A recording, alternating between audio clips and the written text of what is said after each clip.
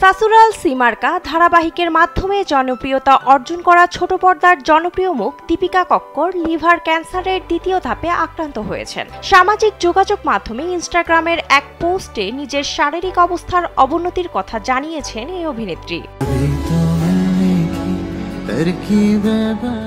গত কয়েক সপ্তাহ আগেই ইউটিউব চ্যানেলে স্বামীসহ এসেছিলেন দীপিকা। সেখানে নিজের স্বাস্থ্য নিয়ে দীর্ঘ আলোচনা করেছিলেন। জানান চলতি সপ্তাহে যে অস্ত্রোপচারের কথা ছিল তা স্থগিত করা হয়েছে, কারণ দীপিকার জ্বর পুরোপুরি না কমা। তবে সবশেষ সেই পেটের ব্যথা কিভাবে তার জীবনের কাল হয়ে দাঁড়ালো সে সম্পর্কে খোলামেলা কথা বলে খবরের শিরোনামে উঠে এসেছেন তিনি। कभी अल्फाजों में बयां नहीं कर पाएंगे कि आप हमारे लिए क्या हैं, अगर कोशिश भी करें। কাম অন ব্রো, এসব অনেক কিছু আসবে আর যাবে, এক্সপার্ট কিন্তু থেকেই যাবে। দীপিকা জানিয়েছেন বিগত কয়েক সপ্তাহ তার জীবনের কঠিন সময়ের মধ্যে একটি ছিল। ঘটনার ধারাবাহিকতা তুলে ধরে অভিনেত্রী লিখেছেন, আপনারা সবাই জানেন যে গত কয়েক সপ্তাহ আমাদের জন্য বেশ কঠিন ছিল।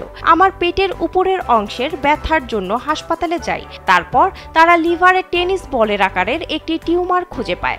এখন টিউমারটি দ্বিতীয় পর্যায়ের ম্যালিগন্যান্ট।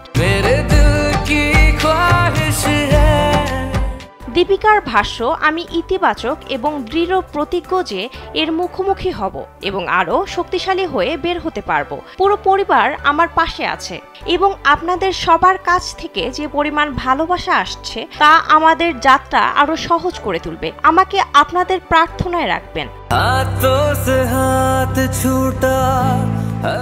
নাটক এবং রিয়েলিটি শোতে অংশগ্রহণের আগে তিনি ইউনিভার্সিটি অব মুম্বাই থেকে স্নাতক সম্পন্ন করে বিমানবালা হিসেবে ক্যারিয়ার শুরু করেন, কিন্তু অসুস্থতাজনিত কারণে 3 বছর পর এ চাকরি ছেড়ে দেন তিনি। 2010 সালে অভিনয়ে পা রাখেন দীপিকা। 2011 সালে রনক নামে একজনকে বিয়ে করেন, তবে 2015 সালে ভেঙে যায় সেই সংসার। এরপর 2018 সালে সহ অভিনেতা শোয়েব ইব্রাহিমকে বিয়ে করেন দীপিকা এবং 2023 সালের 21 জুন পুত্র সন্তানের মা হন এই অভিনেত্রী।